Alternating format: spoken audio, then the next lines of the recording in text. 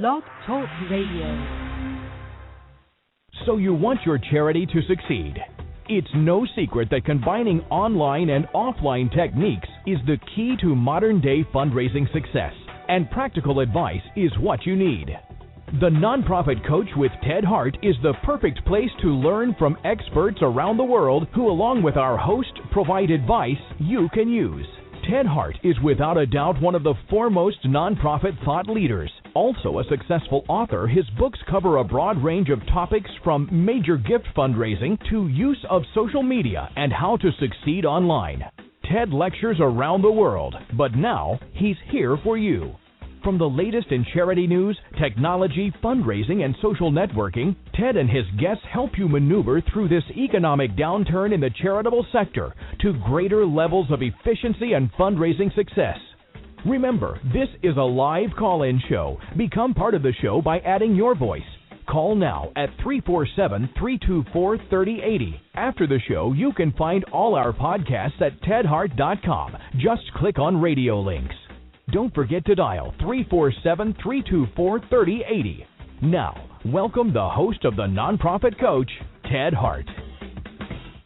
And welcome to this latest edition of the Nonprofit Coach Radio Show.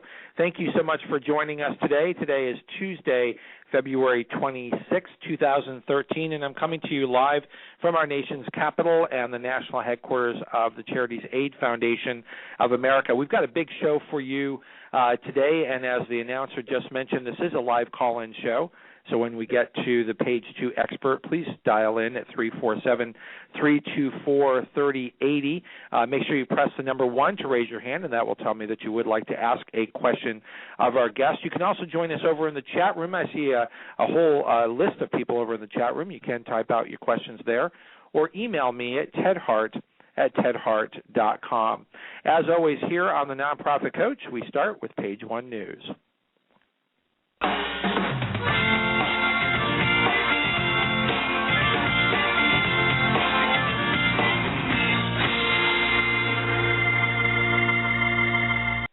Over here on Page 1 News, you can follow along at tedhart.com.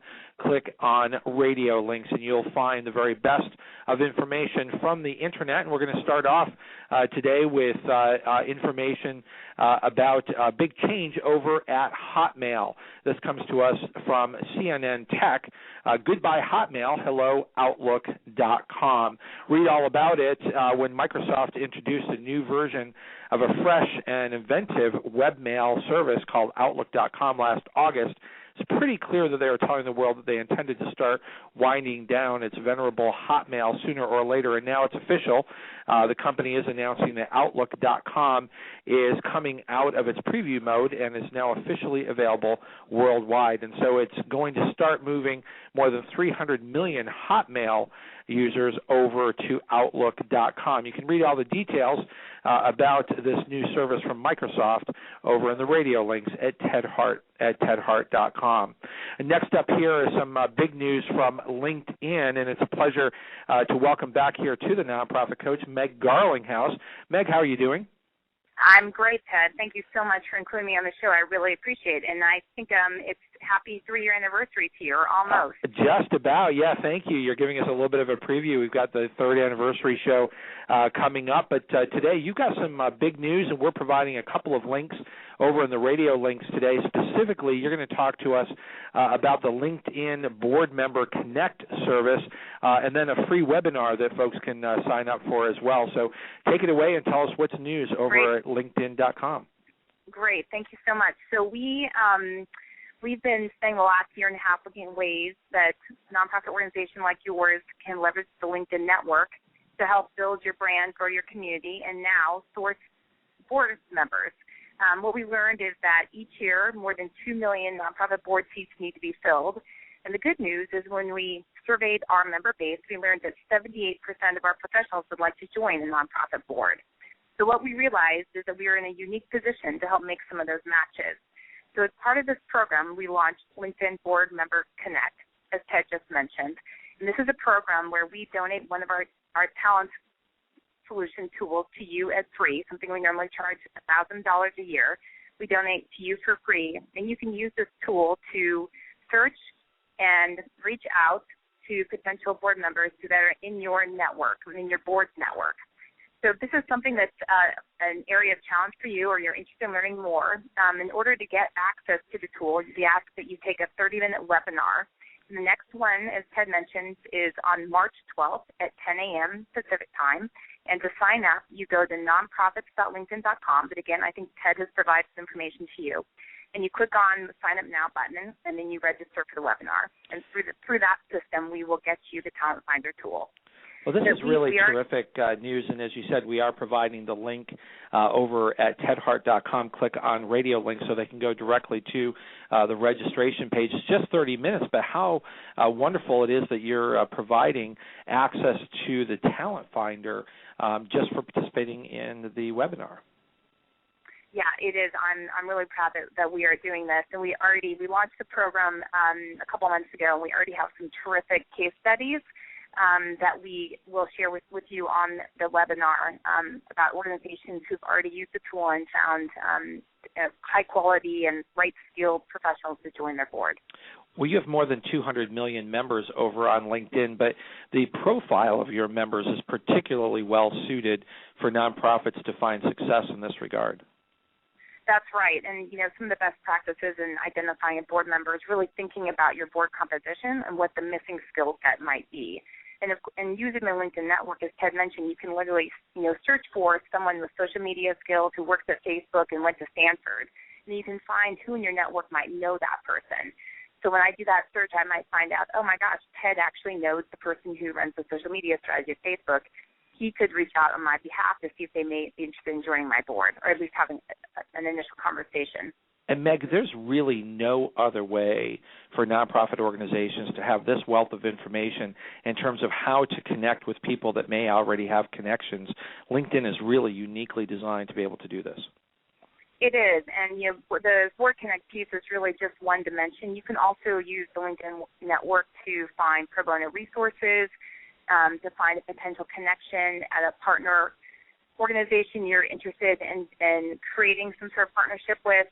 It really is an extraordinary tool that we have just begun to start educating the nonprofit sector about. So really, really encourage you to go and especially check out our resources on nonprofit.linkedin.com, but also we have a SlideShare account where we have about a dozen PowerPoint decks that we encourage you to download and steal and share.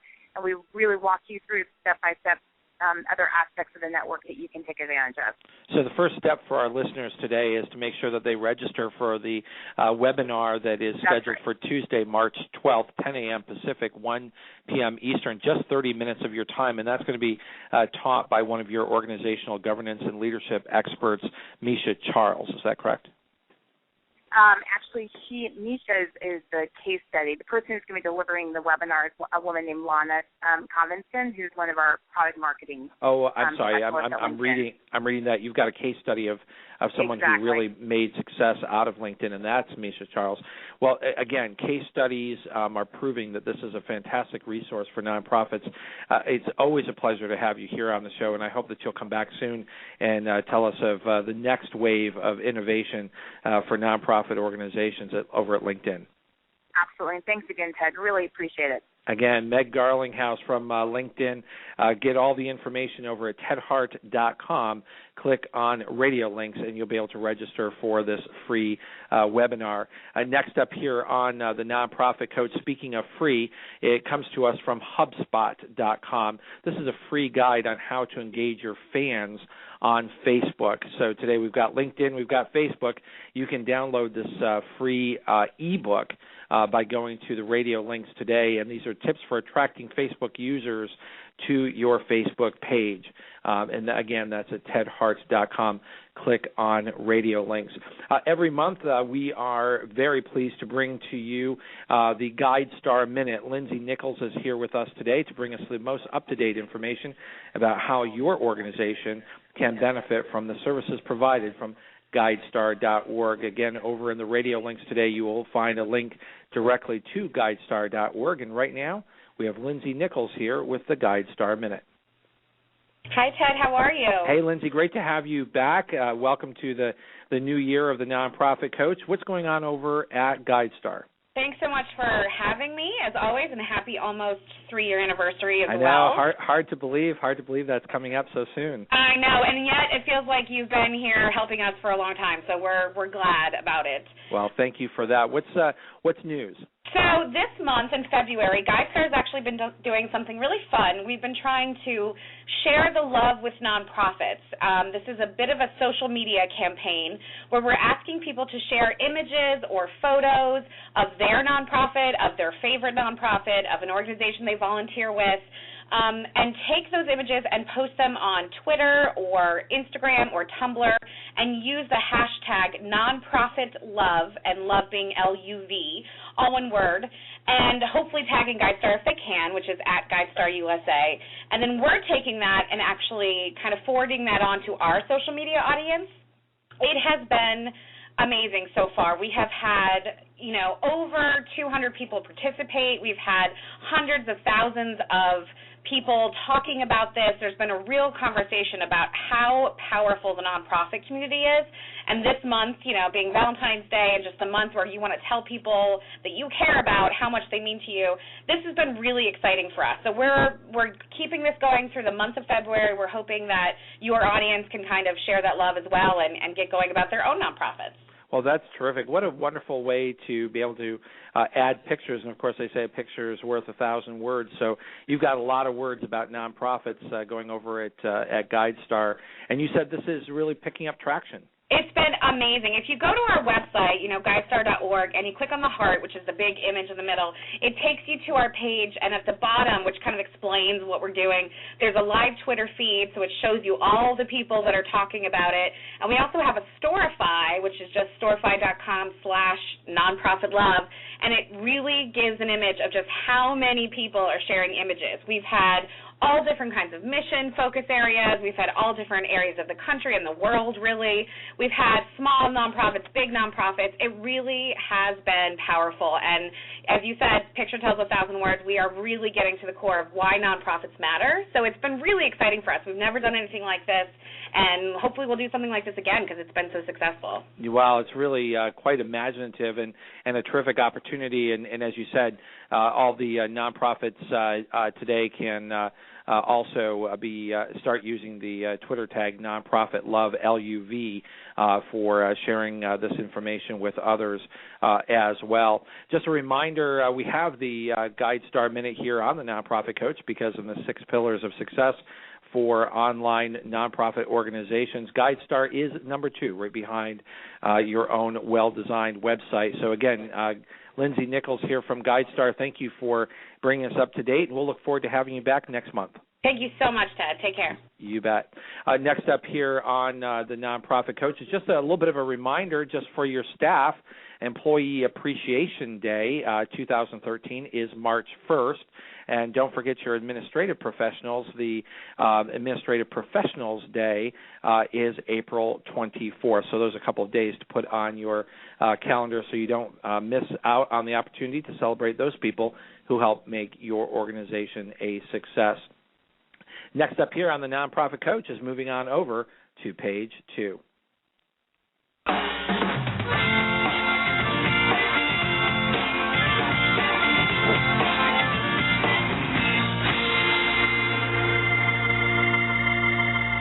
Today, our page 2 expert is Michael Rosen, CFRE.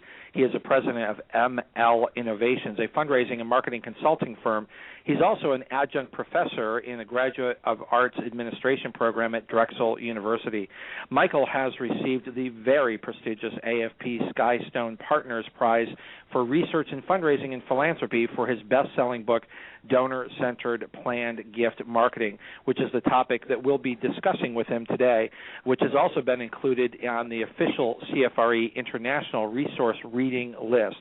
Michael has served as president of the Partnership for Philanthropic Planning of Greater Philadelphia, a board chair of the AFP Political Action Committee, a board member of the AFP Foundation, and vice president of the AFP Greater Philadelphia chapter. So if you're calling in today, I think this is someone you can also ask about AFP since he's so active in that organization.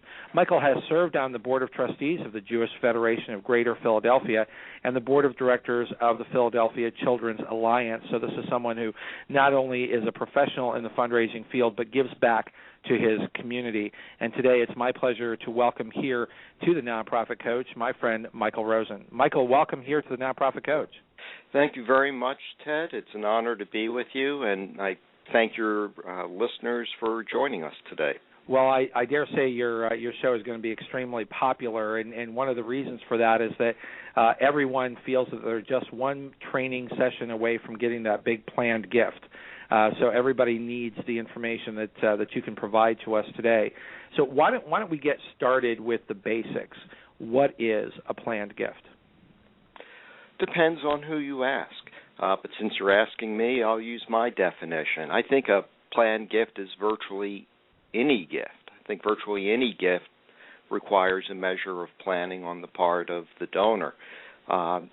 Not the gift when you're walking down the street at Christmas time and you toss some spare pocket change into the Salvation Army bucket, but when you're sitting down at the end of the month and evaluating that checkbook balance and how much money you have left over that you might be able to spare for a nonprofit contribution, there's an element of planning. Now, the traditional definition of planned giving is a little bit more specific and refers to charitable bequests, where an individual puts a charity and names them in their will. And that's about 70 to 80% of all planned gifts. Also included in planned giving would be life income gifts like charitable gift annuities or charitable trusts. Some people, in their definition of planned giving, will also include gifts of appreciated securities and personal property. So typically, there are gifts that require, as I've already said, an element of planning on the part of the donor. Typically, it involves tax considerations. The donor may consult their legal and financial and accounting advisors. And certainly the larger planned gifts typically are given thought over a longer period of time as well. Now, in looking at planned gifts, and as you've provided a very good, very broad definition, I think that the whole area of planned giving has changed so dramatically over the last 5 to 10 years and has become much more expansive and such an important part of a solid, well-rounded fundraising program. In your book, which, again, congratulations on winning this important and prestigious award for donor-centered planned gift marketing. As your title denotes, this is a higher level of relationship that a charity will build with a donor if they're going to be successful in closing a planned gift. Absolutely. In order to close a planned gift, there has to be a solid relationship there most often. And also, the organization needs to be trusted by the donor. The greater the level of trust and confidence the donor has in the organization's ability to execute and to achieve its mission and to be there for decades to come, the more likely they are to make a planned gift. However, Ted, since I wrote the book, some new startling research came out from the Stelter Company that found that 20% of people who have made a planned gift to a charity have given to that charity for 5 or fewer years. 21% never donated to the charity that they give a planned gift to. So that while the majority of people have that strong relationship that you mentioned with the charity that they make a planned gift to, that's not always the case. But what is always the case is that they have a high level of trust in the charity. And I would imagine, too, and this goes to the topic of your book, it also matters how you are marketing and showing that you are the sort of organization that is savvy enough, prepared to be able to accept these gifts. So if you've got 20+% of your audience out there who may be going to your website, may be receiving your newsletter, but have not made a gift, they're getting that information from somewhere. And if you're not providing it, if you're not marketing these opportunities, you're not likely to get those gifts. Well, absolutely. And planned gift prospects are everywhere, and you don't always know who they are. And so the messaging needs to be ubiquitous. And you need to rely on some of the traditional ways of getting the message out, going out and having coffee with your prospects and having a face-to-face conversation. But you also need to take advantage of everything that technology offers us with social media, website, etc. I just want to step back for a moment. You mentioned the title of my book, and in that title I mentioned the term donor-centered, which is something I'm very passionate about and have been since the beginning of my fundraising career. But I'm not sure if your listeners know that you, Ted Hart, were one of the first, or possibly absolutely the first person to talk about in print the concept of donor-centric fundraising in an article you did many years ago. My goodness, called you're Donors dating First. me, and it's amazing that you remember that. But thank you for pointing that out, and I'm thrilled that your book is focused on this. Help my listeners understand what it is that you mean by donor-centered, and I think since it's been such a big part of both of our careers, I think it's always good to know what's the opposite of that. If you're not being donor-centered, what are you likely doing? What you're likely doing is traditional fundraising. Sadly, traditional fundraising has focused on the organization and its needs, not the donor and the donor's philanthropic aspirations. And this manifests itself in a variety of ways. For example, the Smithsonian a number of years ago was contacted by an elderly gentleman who was interested in a $10,000 charitable gift annuity contribution because he thought it was something nice to do. But when John Kendrick, the planned giving director at the time, communicated with this 96-year-old gentleman and got to learn about what his needs were and his philanthropic aspirations and what the needs of his family were, he was able to turn that $10,000 charitable gift annuity inquiry into a $3.5 million charitable gift annuity donation because the guy wanted to take care of his wife and his son when he was no longer around to manage the finances. And this is such a perfect example of, and what I've often mentioned to nonprofits is needing money is not enough. Get in line. Everybody needs money.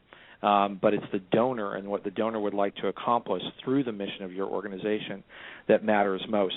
I don't want to interrupt your wonderful thought here, but we do have a couple of callers on the line, and we also have a question coming from the chat room.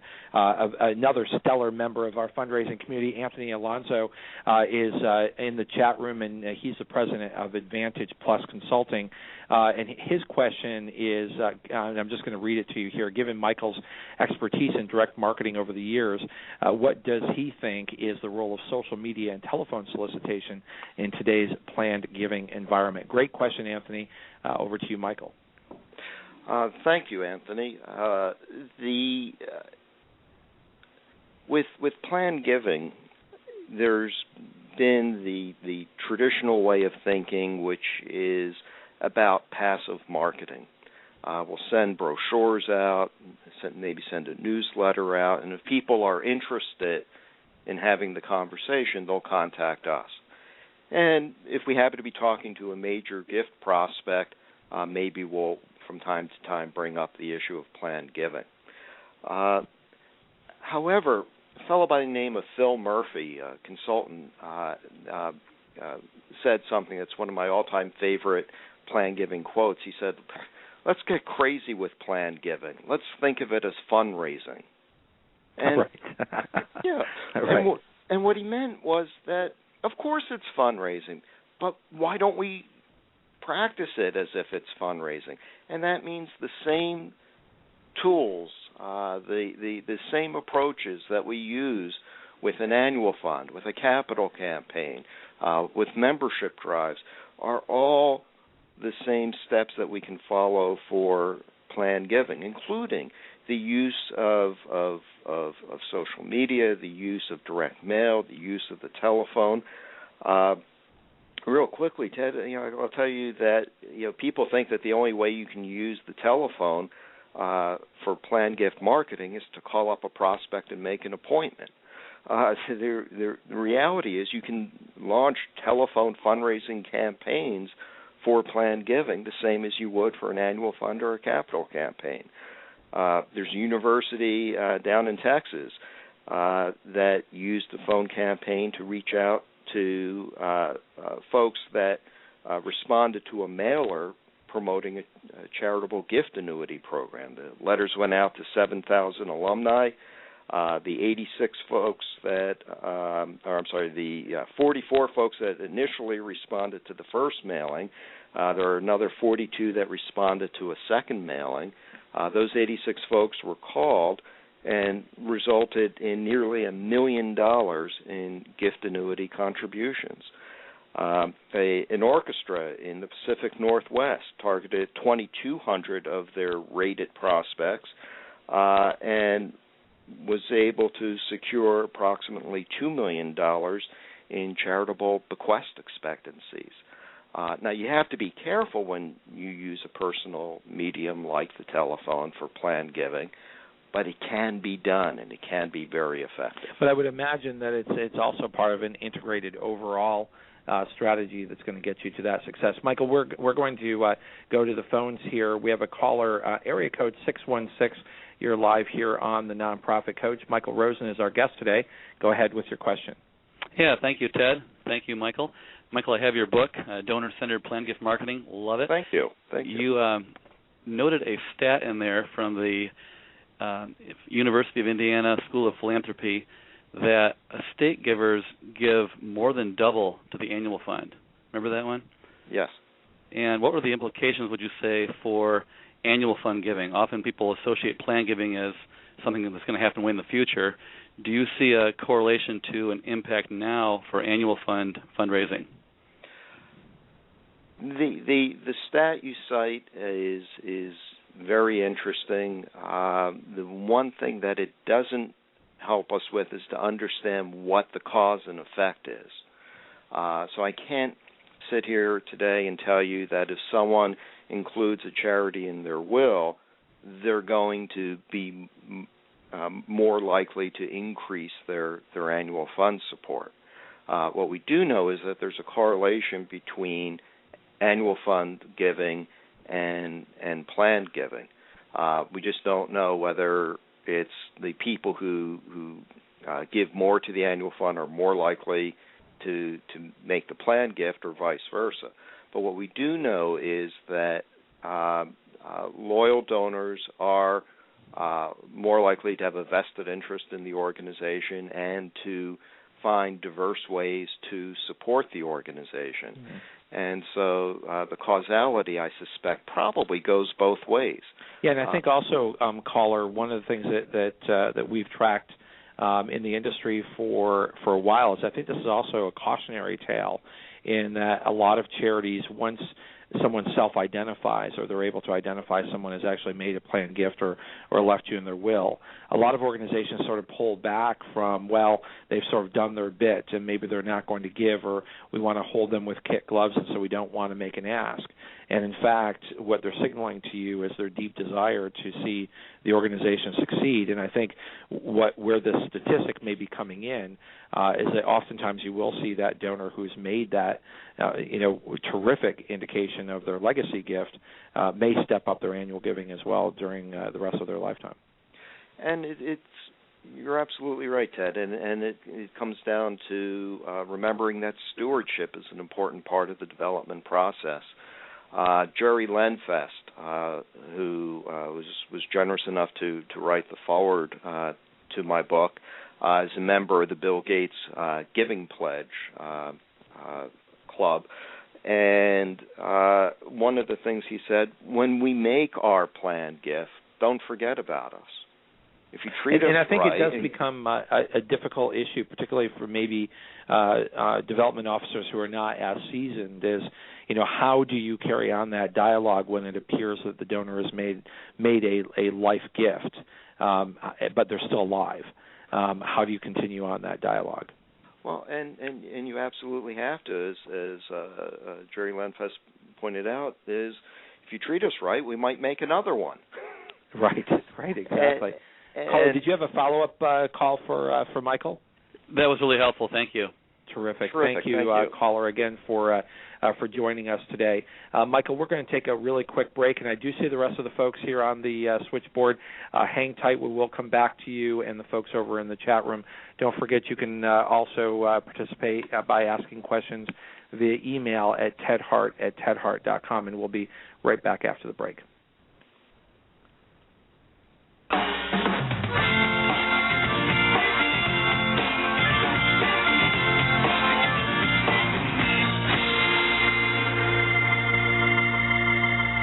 Just a couple of notations here for your calendar.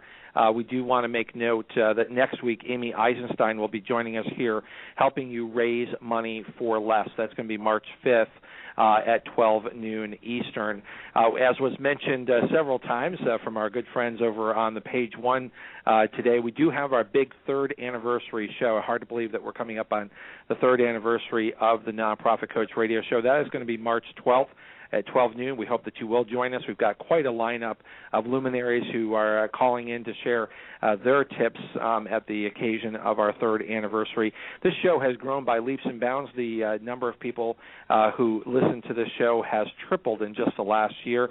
You can follow along over in the radio links today to the top 10 shows of all time here on the Nonprofit Coach Radio Show, and it just turns out that the top 10 shows of all time came in 2012.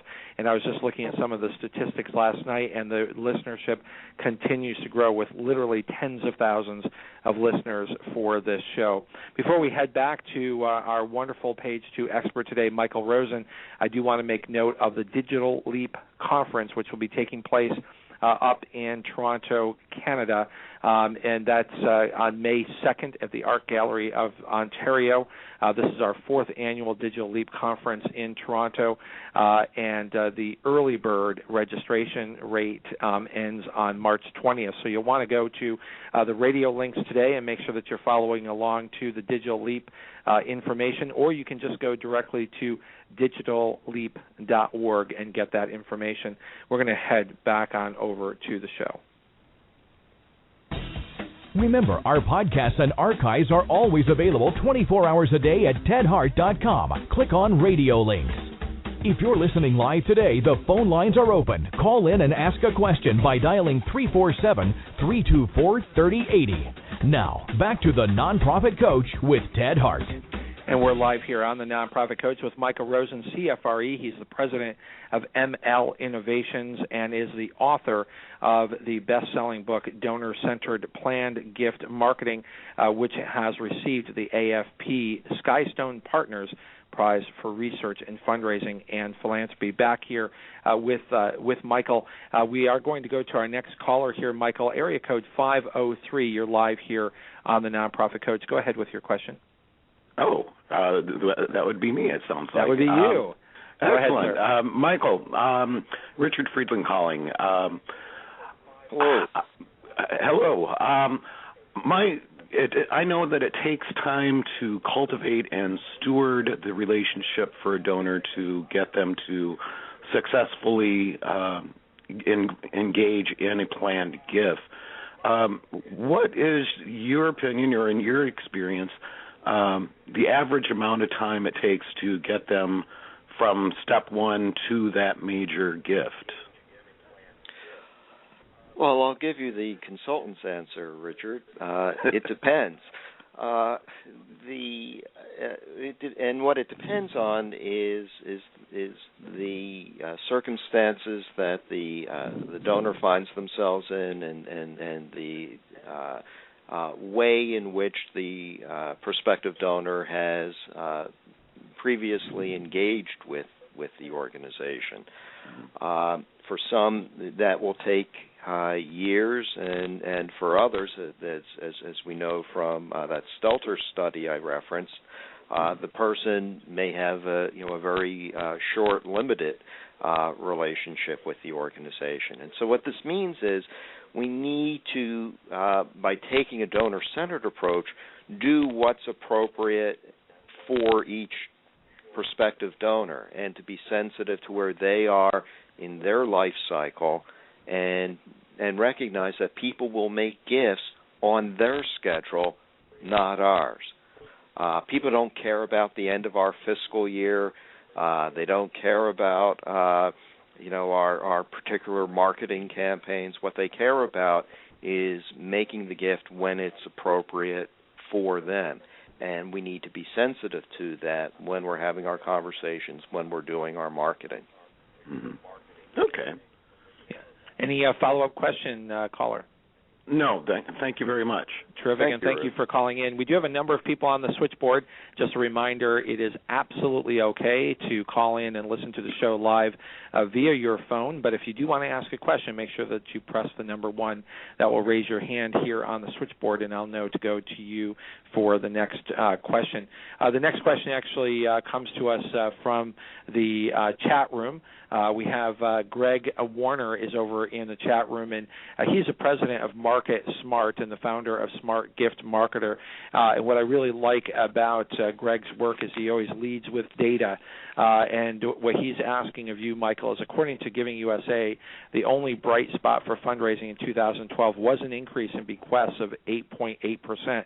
So the question is, why don't more organizations focus on planned giving? And he goes on to say about their marketing, and why don't they increase their budgets in this area? The problem is, I think, one of the tension between raising current dollars today for mission fulfillment versus taking money away from mission fulfillment today to invest in the future and some revenue stream at some distant point forward. And for some organizations, that could even be a matter of life and death, taking money away from mission fulfillment today.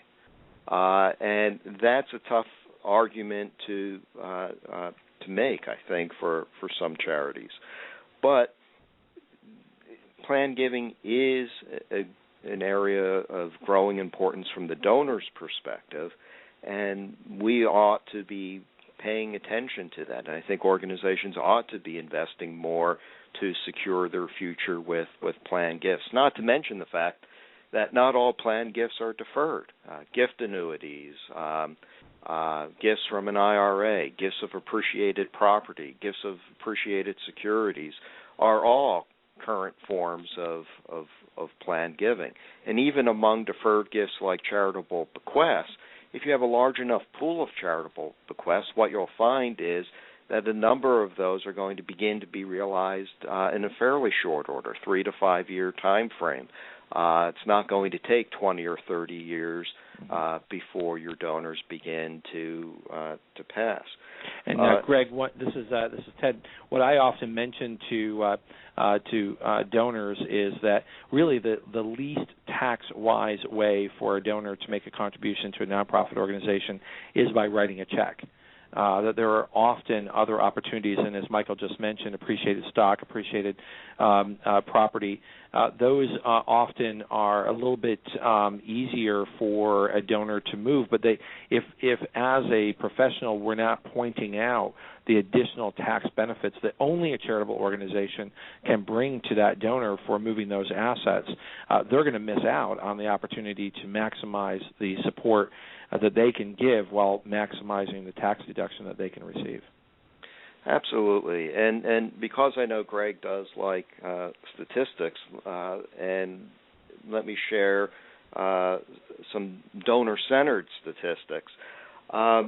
89% of donors surveyed say that it's okay for a charity to ask them for a planned gift, and yet we know from other research that only 22% have been asked for a planned gift.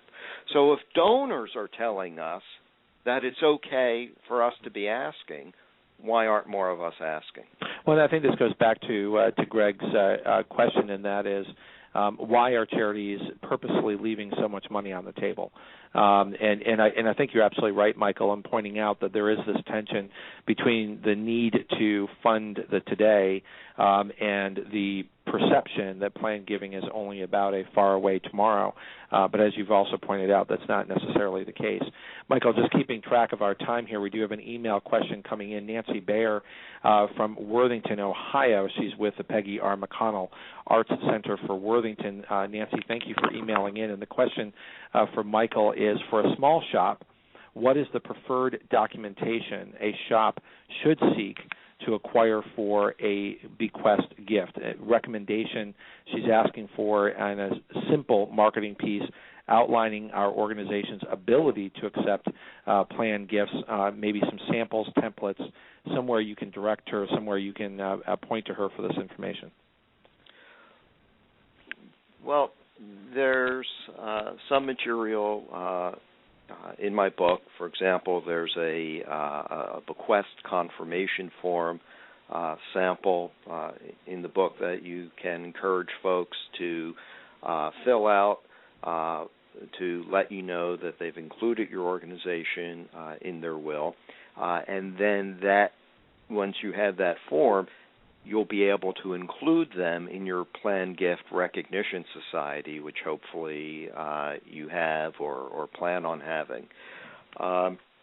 There are a number of marketing companies out there that have a variety of simple marketing materials for sale. There are some websites that you can go to that have materials for free.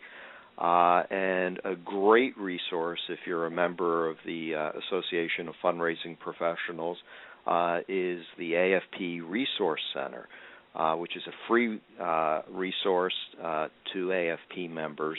You can contact the Resource Center at AFP International Headquarters and request materials that other nonprofit organizations have shared in order to build up their library, and they'll freely share those materials with you. Another resource that I'll point out to my listeners is to go to plannedgiving.org, and if you click on marketing tools, there's a terrific planned giving marketing plan that you can download for free, and that's a 12-month plan, and in there you'll see some of the things that you're looking for. But I think, Michael, you would agree that for small organizations, it's important just to get started.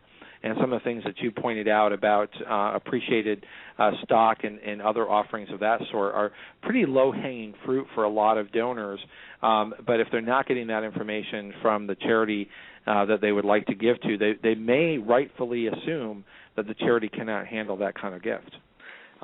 You're right. And so what you can do to help make the messaging ubiquitous is even just at the bottom of your letterhead, adding the tagline, "Please remember us in your will and trust," so that in your email signature block, putting something, a message similar to that, so that it's always in front of folks. When you're talking with a donor, I was on the board of a small scholarship foundation, and a donor said, I forget, who do I make the check out to? I want to give $5,000. And I thanked her for her gift, but I said, before you do that, let me ask, do you have any appreciated stock? And she said, yeah, but why do you ask?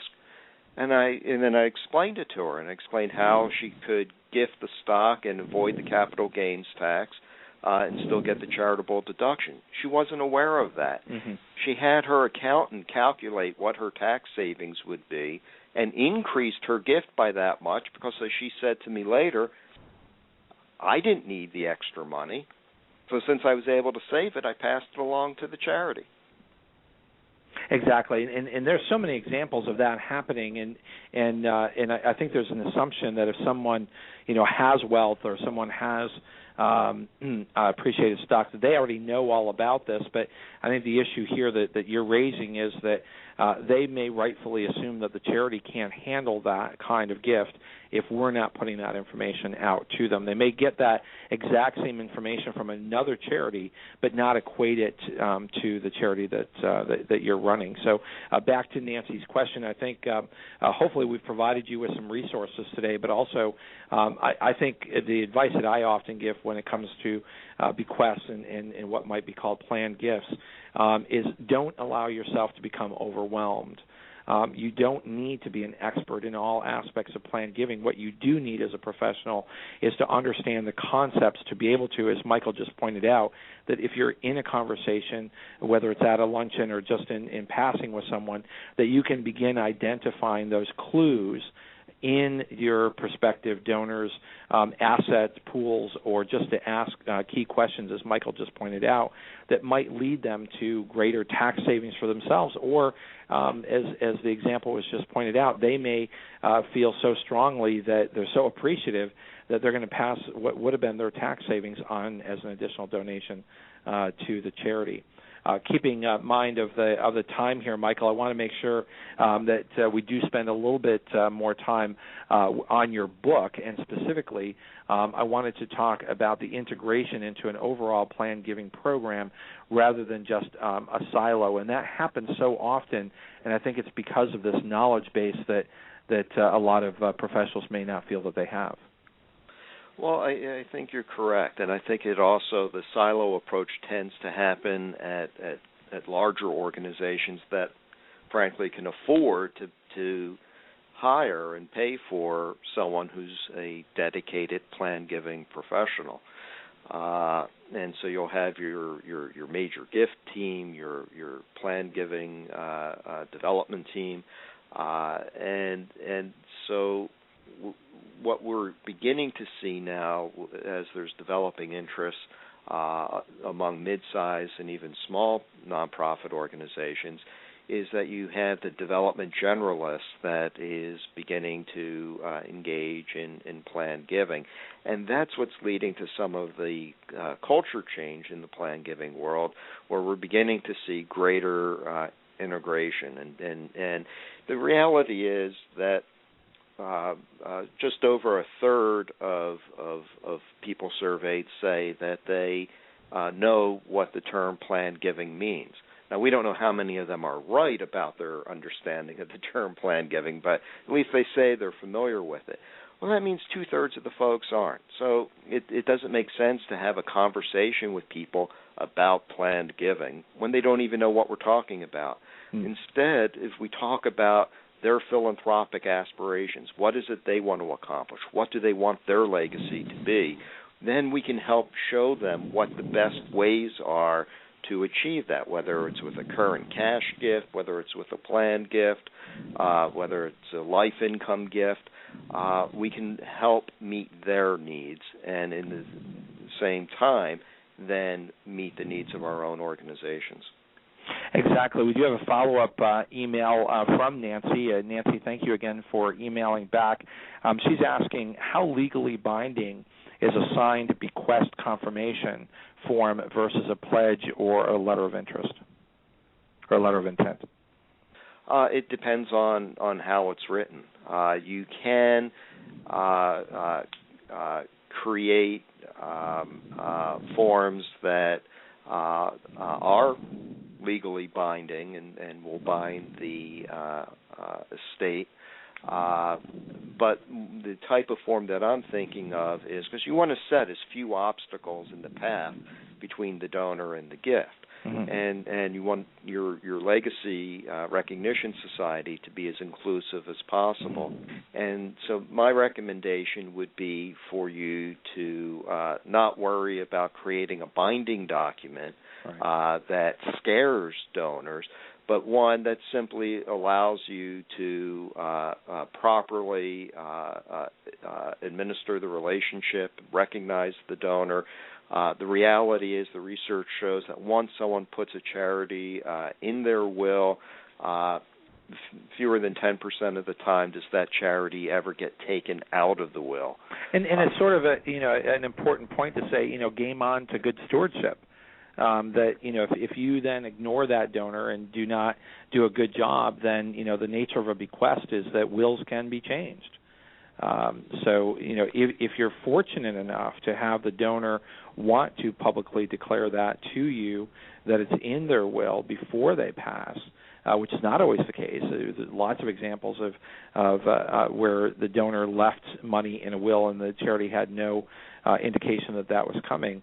I think that's an indication that the donor is saying, I care enough about you to give you the opportunity to properly steward me. So I think you're absolutely right. The issue is the way that it's worded, but it's not so much a matter of locking people in, but it's good stewardship. We do have another question from the chat room, and I think this is a comment back to some of the data. I believe it is a barrier to entry in terms of budget.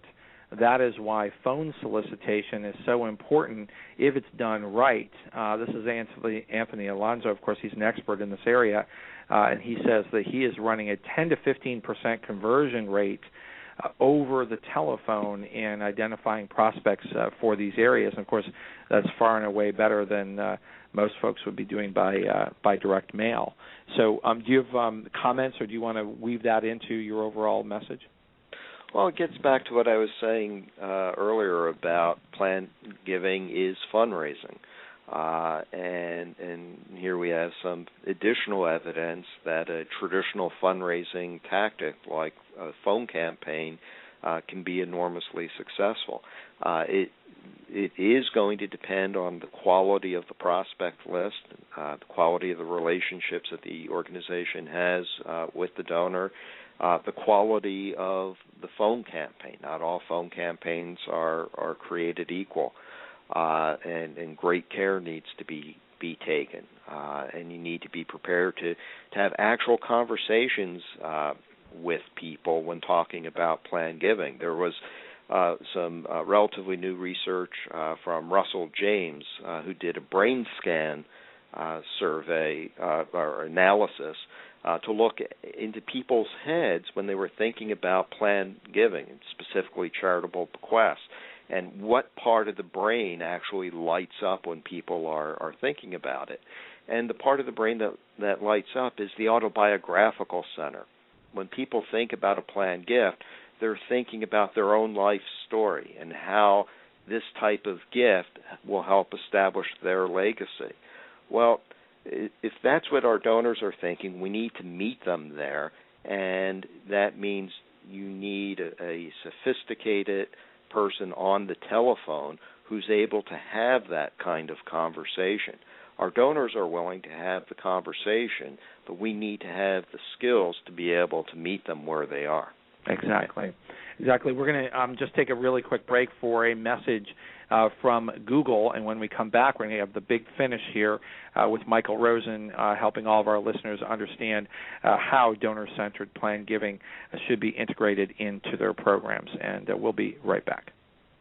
Every day, millions of people are online, many of whom want to help, volunteer, and donate to a good cause. Nonprofit organizations can use many Google tools to reach potential donors around the world and raise more money. And as an approved nonprofit, it doesn't cost a thing. It's all free. Google Grants helps you promote your website with free advertising on Google.com through the AdWords program. With Google AdWords, you create ads and choose words or phrases related to your nonprofit organization. When people search on Google using one of your phrases, your ad will appear next to the Google search results under the Sponsored Links section. AdWords allows you to target certain geographic areas, dates, and times of day for your ads to appear. YouTube for Nonprofits is another tool that can boost donations to your organization.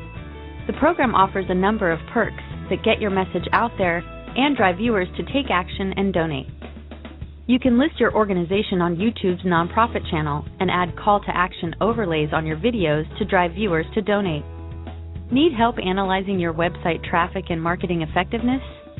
Google Analytics is a free tool that will give you rich insight and help you increase the number of people that visit and donate to your site.